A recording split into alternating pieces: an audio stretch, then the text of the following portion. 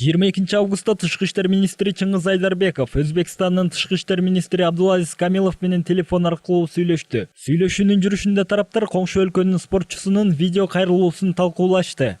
Представляет Узбекистан, дорогие друзья, бойцовский клуб «Ахмат», тренер Кадыров Надыр.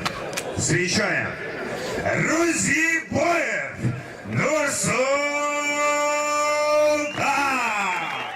18 августта Ош облусунда өткөн кулатуу боюнча эл аралык мелдешке катышкан өзбекстандык мушкер Нурсултан Нурзибаев турнирдин жыйынтыгына нааразы болуп өз өлкөсүнө баргандан кийин жеке баракчасы аркылуу кыргыз эли тууралуу видео кайрылуу жасаган.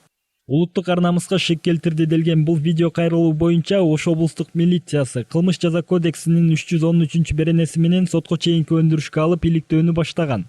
Эки өлкөнүн тышкы иштер министрлери бул иш калыс иликтөөнүсү үчүн жеке көзөмөлдөрүн алуу боюнча бир пикирге келишти.